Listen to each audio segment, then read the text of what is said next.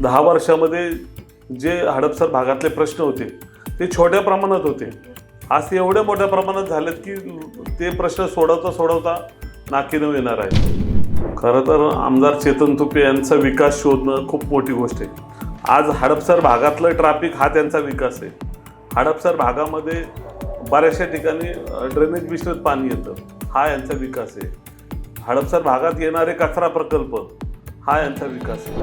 म्हणजे उड्डाणपूल आपण का बनवतो तर तिथला सिग्नल निघावा, त्यामुळं आपण उड्डाणपूल बनवतो.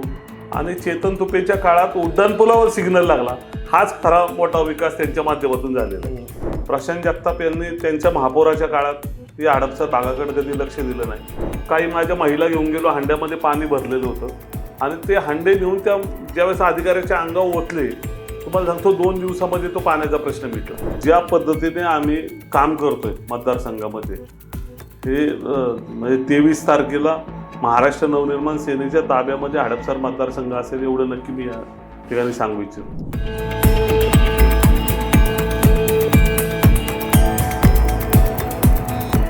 स्वातंत्र्याची 100री पूर्ण केलेला भारत कसा असेल? NH4, समृद्धी आणि शक्तीपीठ, महाराष्ट्राच्या हायवे संस्कृतीचं वास्तव नक्की काय आहे? आर्टिफिशियल इंटेलिजन्स माणसाचा स्पर्धक होणार का? बदलत्या काळाप्रमाणे आपलं खाणंही बदलतंय का? महाराष्ट्राच्या विकासाचा तिढा नेमका काय आहे? अशा असंख्य प्रश्नांची उकल करणारा, विविध रिपोर्टाज आणि दिग्गज लेखकांच्या लेखांनी सजलेला व्हायटल कंटेंट नेटवर्कचा फ्युचरिस्टिक दिवाळी अंक द इनसाइट. अंक घरपोच मागवण्यासाठी डिस्क्रिप्शनमध्ये दिलेल्या लिंकवर क्लिक करा. नमस्कार, द पॉलिटिक्समध्ये सगळ्यांचं स्वागत आहे. विधानसभा जवळ येऊन ठेपली आहे, धुरळा उडलाय. सगळ्या महत्त्वाच्या युती आघाडी यांच्यासोबतच मनसे पक्षानेही दंड थोपडलेत. आज आपण मनसेच्या उमेदवाराबद्दल बोलणार आहोत, त्यांच्याशी बोलणार आहोत. हडपसर विधानसभा मतदारसंघाचे उमेदवार आणि मनसेचे शहराध्यक्ष साईनाथ बाबर, स्वागत आहे तुमचं द पॉलिटिक्समध्ये. तुम्ही उमेदवारीचा अर्ज भरलाय, काय वाटतंय? माननीय राजसाहेब ठाकरे यांनी मला उमेदवार म्हणून हडपसर विधानसभा मतदारसंघामध्ये संधी दिली.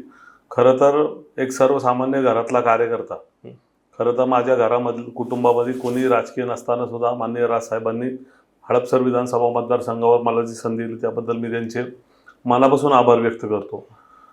हडपसर विधानसभा मतदारसंघ बघितला तर उपनगराचा एक भाग आहे आणि त्या भागामधले प्रश्नसुद्धा खूप आहेत आणि ते प्रश्न सोडवण्याची संधी मला वाटतं की माननीय राजसाहेबांच्या माध्यमातून आज मलाही मिळतील आणि भविष्यामध्ये चांगला प्रयत्न आम्ही त्या माध्यमातून करणार आहोत.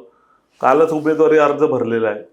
उमेदवारी अर्ज भरून ज्या पद्धतीने लोकांमध्ये इतर पक्षांचा रोष आहे, त्यामुळं मला वाटतं की एक चांगला पर्याय म्हणून भविष्यात पुढे येऊ.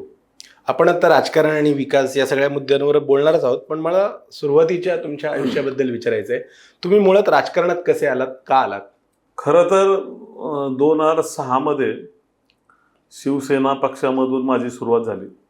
शिवसेना पक्ष निवडत असताना बाळासाहेब ठाकरे, माननीय हिंदू हृदय सम्राट बाळासाहेब ठाकरे यांच्या विचाराला प्रेरित होऊन, त्याचबरोबर त्यांच्यासोबतच माननीय राजसाहेब ठाकरेसुद्धा त्यांच्या विचारांना प्रेरित होऊन आम्ही शिवसेनेमध्ये काम करत होतो.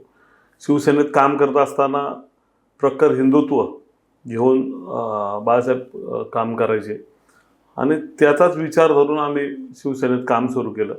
काम सुरू केल्याच्या नंतर जवळपास 2 वर्ष मी त्या पक्षामध्ये शिवसेनेमध्ये काम केलं.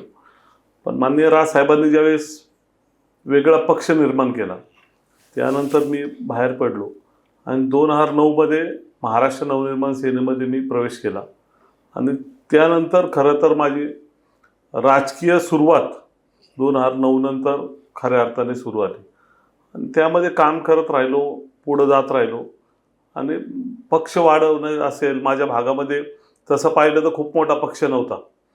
माझी सुरुवात त्यावेळेस वयाच्या जवळपास 29व्या वर्षी मी महाराष्ट्र नवनिर्माण सेनेमध्ये काम सुरू केलं. काम सुरू केल्यानंतर पुढं भविष्यात कसा पक्ष वाढेल, कसा कोंडव्यामध्ये मोठ्या प्रमाणात संघटना तळागाळापर्यंत जाईल, त्या दृष्टिकोनाने काम करत राहिलो. तुम्ही मनसेमध्ये प्रवेश केल्यानंतर आधी तुमच्या पत्नी नगरसेवक झाल्या, मग तुम्ही नगरसेवक झालात. तुमच्या घरामध्ये 10 वर्ष नगरसेवक पद होतं. काय काय कामं झाली आहेत त्या प्रभागामध्ये? 2012 मध्ये पहिली निवडणूक मी माझ्या घरामध्ये लढवली.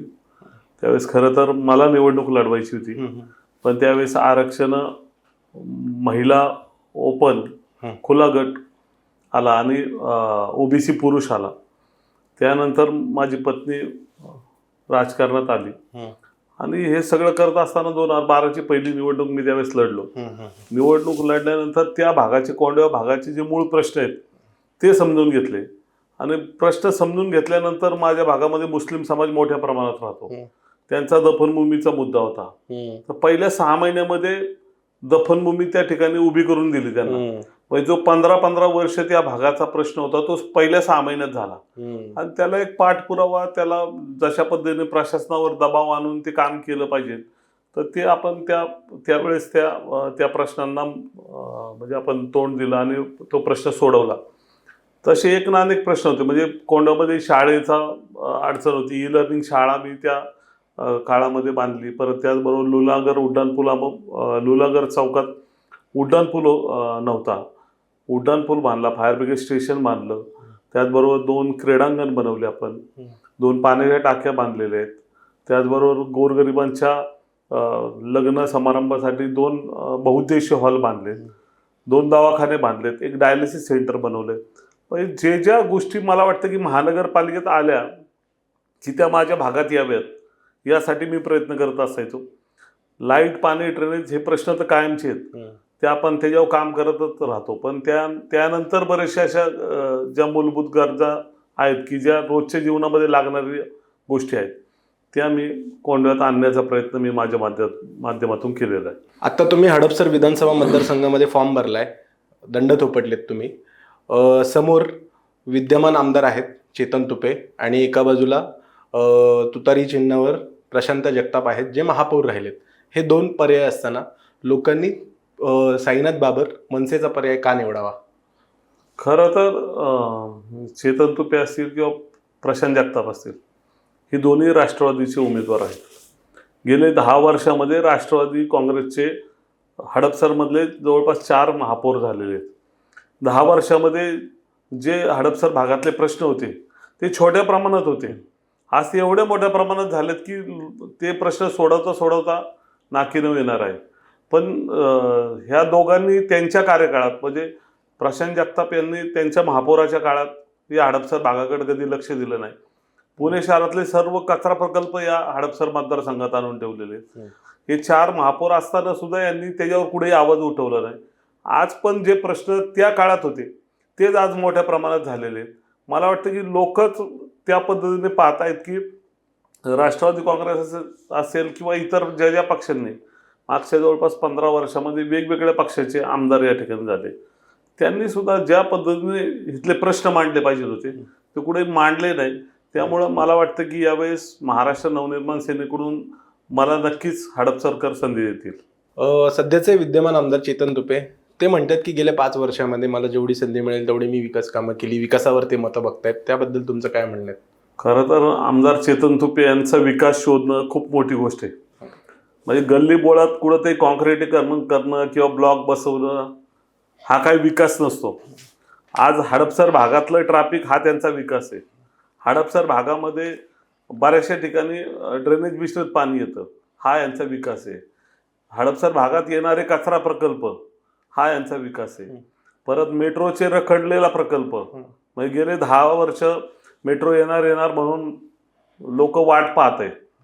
मागच्या 5 वर्षापूर्वी मेट्रोच्या DPRला मंजुरी मिळाली, 5 वर्षानंतर मेट्रोला मंजुरी मिळाली. म्हणजे तुमचं नक्की मेट्रो येणार कधी? म्हणजे लोक वाट पाहून किती वर्ष यांना निवडून द्यायचं आणि किती वर्ष यांच्या पाठीशी उभं राहायचं मला तेच कळत नाही. मला वाटतं की ह्यांनी केलेला विकास दाखवण्यासारखा कुठेही एक ठोस प्रकल्प त्यांनी दाखवावा, त्यानंतर आपण त्याच्याशी कुठेही खुलेआम चर्चा करू शकतो की ठोस एकही प्रकल्प यांनी यांच्या भागात बांधला नाही. मांजरे भागामध्ये एक उड्डाणपूल बनवलेला आहे, तो उड्डाणपूल सुरू होतो चांगला आणि उतरताना 10 फुटाचा आहे. म्हणजे तुम्ही याचं कुठेही नियोजन नसतं. तुम्ही मगरपट्टा चौकात गेले तर मगरपट्टा चौकामध्ये अशी परिस्थिती की जो उड्डाणपूल माननीय चेतन तुपे यांनी बांधलेला आहे, हा उड्डाणपूल म्हणजे खूप मोठं कन्फ्युजन आहे. उड्डाणपुलावर पहिल्यांदा सिग्नल लागतो. म्हणजे उड्डाणपूल आपण का बनवतो तर तिथला सिग्नल निघावा, त्यामुळं आपण उड्डाणपूल बनवतो. आणि चेतन तुपेच्या काळात उड्डाणपुलावर सिग्नल लागला हाच खरा मोठा विकास त्यांच्या माध्यमातून झालेला आहे. तुम्ही आता एक उल्लेख केला, तुम्ही चेतन तुपेंचं नाव घेण्याआधी माननीय म्हणालात. समोरचा तगडा उमेदवार आहे, स्पर्धक आहे, तरी तुम्ही माननीय म्हणताय. खरं तर आपली महाराष्ट्राची संस्कृती आहे की एखादा विरोधक जरी असेल तर आपण त्याचा रिस्पेक्ट, त्याचा सन्मान करणं गरजेचं आहे. आणि मला वाटतं की ते ते त्या ज्या पदावर आता आहेत त्या पदाचा मान होणं गरजेचं आहे. त्यामुळं माननीय आपण हा शब्द वापरतो. खरं तर सगळ्या हडपसर मतदारसंघाचा जर सर्वे केला तर लोकांमध्येच कळेल की ज्या पद्धतीने त्यांनी 5 वर्षामध्ये कुठेही संपर्क नाही, एकही ठिकाणी ते कधीही लोकांच्या संपर्कात आले नाही. लोकांमध्ये प्रचंड रोष आहे. म्हणजे ज्यावेळेस तुम्ही हडपसर मतदारसंघामध्ये फिराल त्यावेळेस कळेल की या भागामध्ये चेतन तुपे फिरलेच नाही. बऱ्याचशा ठिकाणी मी ज्यावेळेस फिरतो त्यावेळेस लोक आम्हाला सांगतात की आमच्या भागात कधी चेतन तुपे आलेच नाही 5 वर्षामध्ये. ही परिस्थिती आहे चेतन तुपेची. खरं तर वाईट परिस्थिती आहे. 5-5 वर्ष जर सत्ता मिळत असेल आणि चेतन तुपेंबद्दल बोलायचं म्हणलं तर ते जन्मजात तोंडात सोन्याचा चमचा घेऊन जन्माला आलेले आणि त्यामुळं त्यांना तळागाळातल्या लोकांचे प्रश्नच कळत नाही. आणि ते फक्त AC कारमधून यायचं, AC कारमधून जायचं, कधी सर्वसामान्यांमध्ये मिसळायचं नाही, अशा प्रकारचं संपूर्ण राजकारण त्या मतदारसंघामध्ये आहे. तुम्ही म्हणालात की सोन्याचा चमचा घेऊन जन्माला आलेत, पण तुमच्याबद्दलही असं बोललं जाऊ शकतं की तुमच्या या घरातही राजकीय पार्श्वभूमी आहे. नाही, माझ्या कुटुंबामध्ये मी पहिला राजकारणी. माझ्या कुटुंबामध्ये माझी आई, वडील, आजोबा, पणजोबा यामध्ये कोणीही राजकारणी नव्हतं. मी पहिला राजकारणी आहे. राजकारणी म्हणण्यापेक्षा मला एक समाजसेवेची आवड आहे. खरं तर गेले 10 वर्षामध्ये कोरड्या भागामध्ये एक तळागाळातल्या लोकांचे प्रश्न असतील, म्हणजे जे महापालिकेचे असतील किंवा इतर ज्या ज्या वैयक्तिक सुद्धा अडचणी असेल त्या सोडवण्याचा प्रयत्न आम्ही आमच्या माध्यमातून करत असतो. खरं तर हॉस्पिटल किंवा पोलीस स्टेशन किंवा इतर ज्या ज्या मूलभूत गरजा वाटतात की महापालिकेच्या दृष्टिकोनातून सुटतील त्या गरजा आम्ही सोडवत असतो. आज बऱ्याच वेळा महापालिकेत आम्ही काम करताना हॉस्पिटलमध्ये लोकांना खूप गरज पडते. हॉस्पिटलमध्ये एखादा पेशंट असेल, त्याला समजा मदत हवी आहे, तर एवढ्या योजना हॉस्पिटलमध्ये सुरू असतात ते सर्वसामान्य लोकांना कळतच नाही, ज्या कळायला पाहिजेत.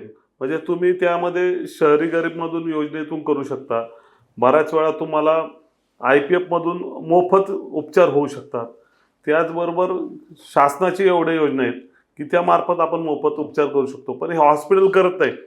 ज्यावेळेस आम्ही महाराष्ट्र नवनिर्माण सेना म्हणून त्यांच्या समोर जातो त्यावेळेस एक मनसे म्हणलं तर एक ऑटोमॅटिक त्यांच्यामध्ये एक दहशत असते की हे लोक प्रेमाने येऊन एकदा दोनदा सांगू शकतात, पण त्यानंतर आल्यानंतर हे खळखटाक करणार आहेत. त्यामुळं मला वाटतं की बऱ्याचशा वेळेस लोकांचे प्रश्न सोडवण्यासाठी आम्ही पुढे असतो. तुम्ही खळखटाकचा उल्लेख केला, पण हे खळखटाक कल्चर लोकांना आवडतं, काय वाटतं तुम्हाला? महाराष्ट्र नवनिर्माण सेना म्हणलं तर लोकांना वाटतं की हे खळखटाक, पण मला वाटतं की ज्या ठिकाणी जर तुम्हाला प्रेमाची भाषा कळत नसेल, आम्ही ज्यावेळेस पहिल्यांदा जातो त्यावेळेस त्या अधिकाऱ्यांना निवेदन देतो. निवेदन दिल्यानंतर त्याला जर वेळ दिल्यानंतर त्या कुठलंही म्हणजे काम होत नसेल तर भविष्यामध्ये जर तीच भाषा कळणार असेल तर तुम्हाला एक साधं उदाहरण देतो. माझ्या भागामध्ये मी पहिल्यांदा निवडून आलो त्यावेळेस माझ्या भागातला पाण्याचा प्रश्न उभा राहिला आणि पाण्याचा प्रश्न उभा राहिल्यानंतर मी त्याच्याकडे जवळपास 6 महिने फॉलोअप करत होतो त्या अधिकाऱ्याकडे की हा पाण्याचा प्रश्न सोडव, पण ते अधिकारी कुठलंही काम करायला तयार होत नव्हते.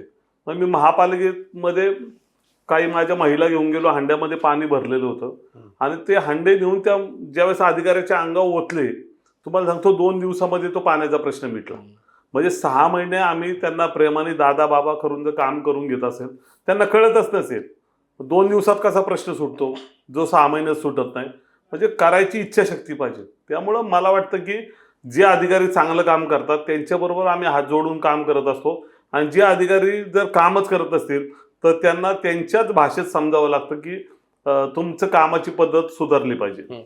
मला आता पुण्याच्या नागरीकरणाबद्दल प्रश्न विचारायचा आहे. म्हणजे पुण्यात नागरीकरण झपाट्याने होतंय, गर्दी वाढते आणि तीच गत हडपसर विधानसभा मतदारसंघाची आहे. काय म्हणजे याच्याकडे कसं बघता तुम्ही? गर्दी वाढत चालली आहे, नागरिक वाढत चाललेले आहेत. खरं तर हडपसर विधानसभा मतदारसंघ तुम्ही सगळा पाहिला तर हा संपूर्ण उपनगराचा भाग आहे आणि त्या भागामध्ये भौगोलिकदृष्ट्या खूप मोठा हा मतदारसंघ होता.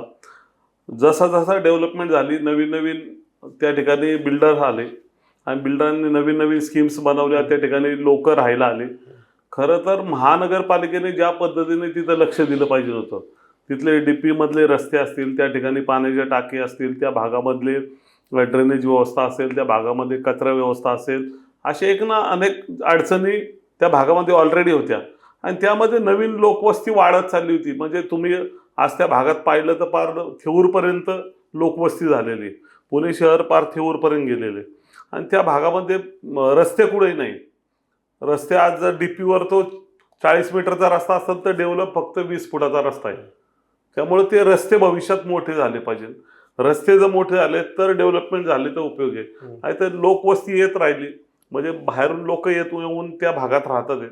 पण डेव्हलपमेंट महानगरपालिकेने ज्या दृष्टिकोनाने केली पाहिजेच. खरं तर आमची मागणीच आहे की पूर्व पुण्याला म्हणजे हडपसर भागाला एक नवीन महापालिका तयार झाली पाहिजे, जेणेकरून ती महानगरपालिका आली तर आमच्याकडे एक वेगळं प्रशासक येईल आणि प्रशासक आल्यानंतर जे हडपसरचा विकास व्हायला पाहिजे तो त्या पद्धतीने होऊ शकतो. तुम्ही आत्तापर्यंत अनेक प्रश्नांचा उल्लेख केला, पुण्यातल्या हडपसर विधानसभा मतदारसंघातल्या, किंवा तुम्ही नगरसेवक असताना अनेक प्रश्न सोडवले याचा उल्लेख केला. पण हडपसर विधानसभा मतदारसंघाचे म्हणून काय प्रश्न आहेत नेमके? हडपसर विधानसभा मतदारसंघामध्ये सगळ्यात मोठी अडचण आता ट्रॅफिकची आहे. म्हणजे त्या भागामधले ज्या पद्धतीने ट्रॅफिक वाढते, म्हणजे तो ॲक्च्युली संपूर्ण सोलापूर रस्ता आहे आणि सोलापूरला जाण्याला जो रस्ता असल्यामुळं त्या रोडला खूप गर्दी असते. जो हडपसरमध्ये नागरिक राहतात त्यांनाही त्याच रस्त्याचा वापर करावा लागतो. त्यामुळे ट्रॅफिकचा खूप मोठा मुद्दा आहे. त्याचबरोबर पुणे शहरातले सगळे प्रकल्प कचऱ्याचे त्या भागात आलेत. अतिक्रमण प्रचंड वाढलेलं आहे. म्हणजे रोडवर पथारी असतील त्याचं कुठलंही नियोजन नाही. त्याचबरोबर पाण्याच्या टाक्या त्या भागामध्ये ज्या पद्धतीने डेव्हलप व्हायला पाहिजे त्या झालेल्या नाही. हडपसर इंडस्ट्री इस्टेट मोठी आहे, मग त्या भागामध्ये एवढ्या कंपनी आहेत पण त्या भागातल्या लोकांना कामाला घेत नाही. याच्यावर कोणी आवाज उचलत नाही.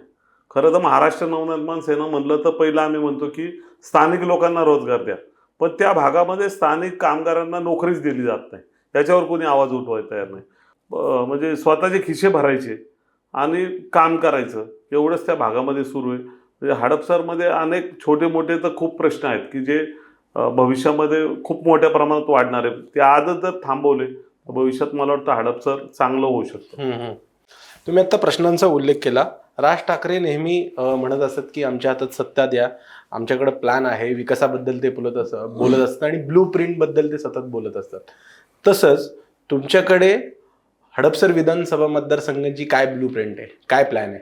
खरं तर आता तुम्हाला जो मुद्दा सांगितला की महत्त्वाचा मुद्दा ट्रॅफिकचा आहे, त्या ट्रॅफिकच्या मुद्द्यावर तुम्हाला भैरवनाला चौक म्हणजे फातिमानगर चौकापासून ते मांजरी इतकं फ्लायओव्हर होणं गरजेचं आहे. खरं तर मागच्या 15 वर्षामध्ये वेगवेगळ्या पक्षांचे या ठिकाणी आमदार होते. मागचे 10 वर्ष सत्ताधारी पक्षाचे आमदार होते, पण ह्यांनी मतदारसंघासाठी काहीच मागितलं नाही. मला वाटतं की एक 2-5 हजार कोटीचे प्रकल्प आपल्या भागात आले पाहिजे होते, जेणेकरून लुला म्हणजे तुमचा भैरवनाला चौक ते मांजरी चौक हा उड्डाणपूल होणं गरजेचं आहे. तो उड्डाणपूल झाला तर तुमचं ट्रॅफिक सगळं सोलापूरला जाणारं त्या उड्डाणपुलावरून जाऊ शकतं आणि जे लोकल जे नागरिक आहेत ते खालच्या रस्त्याचा वापर करू शकतात. त्याचबरोबर त्या भागामध्ये मेट्रो सुरू होणं म्हणजे सार्वजनिक वाहतूक व्यवस्थित होणं खूप महत्त्वाचे आहे. मेट्रो जर सुरू झाली असती तर बऱ्याचशा 2 व्हीलर याचं प्रमाण कमी होतं. ते मेट्रो त्या ठिकाणी सुरू होणं गरजेचं आहे. त्या भागातले कचरा प्रकल्प कमी होणं गरजेचं आहे. कचरा प्रकल्पासाठी ज्या मतदारसंघातून कचरा येतो त्याच मतदारसंघामध्ये तो जिरवला पाहिजे, म्हणजे त्या भागात येणारा कचरा कमी होईल. खरं तर हडपसर भागामध्ये पथारीचा खूप मोठा प्रश्न आहे आणि पथारीचा प्रश्न मिटवण्यासाठी त्या भागामध्ये खरं तर भाजी मंडई होणं गरजेचं आहे. पण सर्व पथारीवाले रस्त्यावर बसतात, अतिक्रमण करतात आणि त्याच्यामुळे पण ट्रॅफिक होतं. त्यांच्यासाठी भाजी मंडई वेगवेगळ्या भागामध्ये होणं गरजेचं आहे.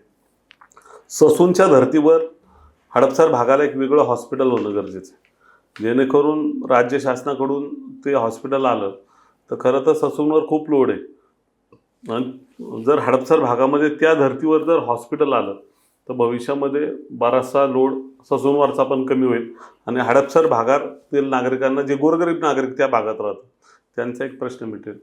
त्याचबरोबर कात्रज कोंढवा रोड तुम्ही पाहिला असेल तर जवळपास 7-8 वर्षाला ते भूमिपूजन होऊन तो रस्ता तयार होतोय. खरं तर महानगरपालिका अशा पद्धतीने नियोजनच करते कशी की जेणेकरून पहिला रस्त्याची जागा ताब्यात घेणं गरजेचं होतं. रस्त्याची जागा ताब्यातच नाही आणि आपण रस्ता बनवायला घेतलेला आहे. त्यामुळं कुठंतरी रस्ता बनवतो, परत कुठंतरी छोटा होतो, परत कुठंतरी बनवतो. त्यामुळं मला वाटतं की हा ट्रॅफिकचा मुद्दा जोपर्यंत सगळे रस्ते ताब्यात घेत नाही, जेवढी संपूर्ण सगळी जागा ताब्यात घेत नाही, तोपर्यंत सुटणार नाही. आणि त्या राहणाऱ्या नागरिकांना तुम्ही योग्य मोबदला द्या ना. महानगरपालिकेतून जर योग्य मोबदला त्या लोकांना दिला तर ते लोक जागा सोडायला तयार आहेत. पण महानगरपालिका प्रशासन, राज्य सरकार याच्यावर पैसेच द्यायला तयार नसतील तर ते लोक, ते जे नागरिक आहेत ते TDR FSI वर आपल्याला जमीन देऊ शकत नाही. एखाद्याचं समजा 2000 स्क्वेअर फुटाचं घर आहे तर तो 2000चा TDR FSI घेऊन करणार काय? तो बाजारात कधीपर्यंत विकत बसणार? मला वाटतं की त्यांना कॅश कॉम्पन्सेशन दिलं पाहिजे, जेणेकरून ते रस्त्याची जागा ताब्यात मिळेल आणि लवकरात लवकर हा वाहतुकीचा प्रश्न कात्रज कोंढवा रोडचा सुटेल. मृत्यूचा सापळा बोललं जातं त्या रस्त्याला, खडीमशीन चौकाला, पण काय विजन आहे त्याच्या बाबतीत? पूर्ण कात्रज कोंढवा रोडवर जवळपास 100-125 नागरिक त्या ठिकाणी दगावलेले आहेत. पण त्याच्यावर पर्याय म्हणून तुम्ही कात्रज कोंढवा रोडचा विकास म्हणून तुम्ही हे सगळं रस्त्याचं काम सुरू केलं.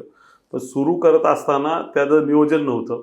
खरं तर नियोजन नसल्यामुळे एवढ्या धीम्या गतीने ते काम चाललंय की भविष्यामध्ये त्याला किती वर्ष लागतील याचं कुठलंही नियोजन नाही. आणि आमचं म्हणणं आहे की महापालिकेने ते ताबडतोब लोकांच्या जमिनी ताब्यात घ्याव्यात आणि ताब्यात घेतल्या तरच ते भविष्यामध्ये लवकरात लवकर तो संपूर्ण रस्ता होईल आणि प्रश्न सुटेल. मला आता चर्चेच्या शेवटाकडे यायचंय. राज ठाकरे नेहमी म्हणतात आता की आता आम्ही सत्तेत येणार आहोत, येत्या विधानसभेनंतर आमचा पक्ष सत्तेत असेल. कसं काय? माननीय राजसाहेब ठाकरे यांनी त्यांचं जे भाषण झालं त्याच्यामध्ये त्यांनी सांगितलं की आम्ही सत्तेतला पक्ष असो. खरं तर जवळपास 150च्या आसपास जागा आम्ही महाराष्ट्र नवनिर्माण सेना म्हणून संपूर्ण राज्यभर आपण त्या ठिकाणी लढवतोय आणि लोकांना पर्याय हवा आहे. म्हणजे काँग्रेस, राष्ट्रवादी काँग्रेस, परत शिवसेना, भाजप या सगळ्यांना लोक वैतागलेली. आज तुम्ही पाहिलं असेल तर कोणी विकासावर बोलायला तयार नाही. आज प्रत्येक जण जातीपातीचं राजकारण करून या ठिकाणी मतं मिळवण्याचा प्रयत्न आहे. मला वाटतं की महाराष्ट्र नवनिर्माण सेना असा पक्ष आहे की ज्यांनी ब्ल्यूप्रिंट समोर ठेवली, लोकांच्या समोर ब्ल्यूप्रिंट ठेवल्याच्या नंतर मतं मागते. आम्ही तुमच्या भागात काय डेव्हलपमेंट करू याच्यावर मतं मागतात ते. त्यामुळं मला वाटतं की नागरिक स्वतः आता इंटरेस्टेड आहेत की तुम्ही महाराष्ट्र नवनिर्माण सेनेच्या पाठीशी उभं राहणार, कारण लोकांना पर्यायच नाही. पूर्वी काय व्हायचं की दगडापेक्षा वीट मऊ काँग्रेसला दिलं की मग इकडे शिवसेनेला द्यायचं, तिकडं भाजपला दिलं की इकडं राष्ट्रवादीला द्यायचं, म्हणजे दगडापेक्षा वीट मऊ बनवून एकमेकांना द्यायचं. याच्यामध्ये मला वाटतं की हा एक नवीन पर्याय महाराष्ट्र नवनिर्माण सेना हा लोकांच्या समोर आहे आणि लोक भरघोस मताने या ठिकाणी पक्षाचे बरेचसे उमेदवार निवडून देतील आणि येत्या काळामध्ये तुम्हाला कळेल की कशा पद्धतीने आम्ही सत्तेत असू. राज ठाकरेंच्या सभांची नेहमी चर्चा होते. राज ठाकरे तुमच्यासाठी सभा घेणार आहेत का पुण्यात किंवा हडपसर विधानसभा मतदारसंघात? माननीय राज साहेबांनी मधल्या काळामध्ये मला विचारलं होतं की तुझ्या भागामध्ये सभेचं कसं नियोजन असेल. तर मला वाटतं की पुणे शहरामध्ये आणि संपूर्ण महाराष्ट्रभरात ते बऱ्याच ठिकाणी सभा घेणार आहेत. हडपसर विधानसभा मतदारसंघामध्ये पण माननीय राजसाहेब ठाकरे सभा घेतील. मागच्या 2 निवडणुकांमध्ये हडपसरमध्ये सभा आली होती. त्यामुळं मला वाटतं की साहेब नक्कीच वेळ देतील आणि ज्या पद्धतीने आम्ही काम करतोय मतदारसंघामध्ये हे म्हणजे 23 तारखेला महाराष्ट्र नवनिर्माण सेनेच्या ताब्यामध्ये हडपसर मतदारसंघ असेल एवढं नक्की मी या ठिकाणी सांगू इच्छितो. मला आता पुणे मनसेवर प्रश्न विचारायचा आहे. तुम्ही मनसेचे शहराध्यक्ष आहात गेली 2.5 वर्षे. या काळात गेल्या काही महिन्यात बरीच स्थित्यंतरं घडली. काही नेते आले, काही महत्त्वाचे नेते सोडून गेले. त्याच्याकडे तुम्ही कसं बघता आणि पुणे मनसे तुम्ही कशी बांधताय? महाराष्ट्र नवनिर्माण सेना पुणे शहर अध्यक्ष म्हणून मी जवळपास 2.5 वर्ष झालं काम करतोय. काम करत असताना संपूर्ण पुणे शहरातले वेगवेगळ्या प्रश्नांवर आम्ही हात घातलेला. प्रत्येक वेळेस वेगवेगळ्या ठिकाणी आंदोलनं उभी करतो. लोकांसमोर प्रश्न ते उपस्थित असतात तेव्हा महापालिकेसमोर असेल, त्याचबरोबर पोलीस यंत्रणेच्या समोर असेल ते प्रश्न मांडत असतो. आणि संपूर्ण 8ही मतदारसंघामध्ये पक्ष संघटना कशा पद्धतीने वाढेल, त्यांना कशा पद्धतीने ताकद मिळेल त्या दृष्टिकोनाने आम्ही काम करत असतो. छोट्या त्यांना आम्ही म्हणजे आरोग्य शिबिरं असतील, परत तुम्ही त्या ठिकाणी रोजगार मेळावे असतील किंवा महिला बचत गटांचं काम असेल, असे एक ना अनेक कामं त्यांच्या समोर ठेवतो जे आमचे पदाधिकारी घरोघरी घेऊन जातात आणि जेणेकरून लोकांचे जे प्रश्न आहेत, म्हणजे महानगरपालिका समजा लाईट, पाणी, ड्रेनेज ह्याच्या पलीकडे जाऊन लोकांची काही अडचणी असतील त्या वस्ती पातळीवर किंवा त्या प्रभागात, वॉर्डात ज्या अडचणी असेल त्या आमचे पदाधिकारी जाऊन महापालिकेत निवेदन असेल, आंदोलन असेल ते सोडवत असतात. त्यामुळे मला वाटतं की संघटना जास्तीत जास्त पुणे शहरात वाढते. कारण राजसाहेबांच्या तुम्ही पाहिलं असेल की सर्वात जास्त वेळ माननीय राजसाहेब ठाकरे पुण्याला देतात. पुण्यात त्यांचे वारंवार येत असतात आणि पुण्यावर त्यांचं जास्त प्रेम आहे. त्यामुळे मला वाटतं की संघटना मोठ्या प्रमाणात पुणे शहरात वाढते. पुण्याच्या गर्दीबद्दल पण ते सतत बोलत असतात. बरीच वर्ष झाले महानगरपालिकेची निवडणूक झालेली नाहीये, पण ती पुढे भविष्यात कधीतरी होईल. त्यामुळे त्या निवडणुकीसाठी पुणे मनसेचे शहराध्यक्ष म्हणून तुमच्याकडे काय प्लॅनिंग आहे? किती जागा लढवणार किंवा निवडणुकीची काय तयारी आहे? कसा उतरणार आहे महानगरपालिकेच्या निवडणुकीत मनसे पक्ष पुण्याचा? पुणे महानगरपालिकेच्या निवडणुका गेले जवळपास 2.5-3 वर्ष झालेले नाही. खरं तर पूर्वी काँग्रेस राष्ट्रवादी सरकार होतं, त्यांनी जवळपास 4 महिने त्या निवडणुका पुढे ढकलल्या. त्यानंतर शिवसेना भाजपचं सरकार आलं, त्यांनी जवळपास 2 वर्ष या निवडणुका पुढे ढकलल्या. मला वाटतं की राज्य सरकारला या महानगरपालिकेतून मिळणाऱ्या ज्या टेंडरमधून जे पैसे आहेत ते मिळण्यासाठी त्यांनी त्यांच्या ताब्यामध्ये या सगळ्या महापालिका ठेवलेल्या आहेत. आणि निवडणुका घेतल्या नाही म्हणून लोकसभेमध्ये शिवसेना भाजपवर लोकांचा जो रोष आहे तो पुणे शहरात आणि इतर ज्या ज्या ठिकाणी निवडणुका झाल्या आहेत त्या ठिकाणी लोकांना दिसलेला आहे. खरं तर गेले 2.5-3 वर्षामध्ये पुणे शहराचा विकासच झाला नाही. म्हणजे पूर्ण पुणे शहर हे आयुक्त असतील किंवा त्यांचे जे JEI त्यांच्या ताब्यामध्ये आहे आणि त्यांना त्या स्थानिक प्रश्नांची कुठेही जाण नाही. त्यांना माहिती आपला काय पगारातून 1 रुपया कमी होणार नाही, आपण कुठल्या भागात फिरलो तर तिथल्या अडचणी काही कळणार नाही. त्यामुळं महानगरपालिकेमध्ये कामच होत नाही. पुणे महापालिकेमध्ये मला वाटतं ज्यावेळेस निवडणुका होतील पुणे शहरातले खूप सारे प्रश्न आहेत. जसे वाहतुकीचा प्रश्न पुणे शहरातला जवळपास DP होऊन जवळपास आता 10 ते 15 वर्ष झालेले, पण तो DP इम्प्लिमेंट होत नाही. म्हणजे रस्ते ज्या पद्धतीने मोठे झाले पाहिजे होते ते झालेच नाही. आज पाहिलं तर एक बिल्डर धार्जिन महानगरपालिका म्हणलं तरी चालेल. ज्या भागात बिल्डरांची कामं चालू आहेत त्या भागातलाच रस्ता तेवढाच होतो. एखादा सर्वसामान्य नागरिक राहत असेल ते त्या ठिकाणचा रस्ताच होत नाही. म्हणजे खूप सारे पुणे शहरातले प्रश्न आहेत की सार्वजनिक वाहतुकीचा प्रश्न आहे. म्हणजे बस ज्या पद्धतीने वाढवल्या पाहिजे त्या बस वाढलेल्या नाहीत. त्याबरोबर कचऱ्याचे प्रकल्प हे वेगवेगळ्या भागामध्ये त्या भागात झाले पाहिजे. आम्हाला तर वाटतं की प्रभागात कचऱ्याचे प्रकल्प झाले पाहिजे, त्यांचा कचरा त्यांच्याच भागात जिरला पाहिजे, जेणेकरून कचरा डेपो एक ठिकाणी होणार नाही आणि पुणे शहरातला मोठा कचऱ्याचा प्रश्न त्याच्यामार्फत संपू शकतो. त्याचबरोबर पाणी ज्या पद्धतीने मिळालं पाहिजे पुणे शहराला त्या पद्धतीने मिळत नाही. पेठांमध्ये काही भागामध्ये पाणी येतं पण उपनगरामध्ये कुठेही पाणी मिळत नाही. म्हणजे बऱ्याचशा सोसायट्या अशा आहेत की जे 50,000 रुपये टॅक्स भरतात पण त्यांना एक थेंब पाण्याचं मिळत नाही. मला वाटतं ह्याच्यावर भविष्यामध्ये आवाज उठवून महाराष्ट्र नवनिर्माण सेना पुढे जाईल आणि मला वाटतं की ज्या पद्धतीने लोकांना पर्याय हवा आहे तो महाराष्ट्र नवनिर्माण सेना म्हणून समोर येईल आणि महानगरपालिकेत सुद्धा मला वाटतं सत्तेत बसल्याशिवाय राहणार नाही. सर खूप खूप धन्यवाद. तुम्ही द पॉलिटिक्सशी बोललात. तुम्ही निवडणुकीला सामोरे जाताय त्यासाठी खूप खूप शुभेच्छा. आपण पुन्हा भेटू. तुर्तास इथेच थांबू. आपले खूप खूप आभार. धन्यवाद.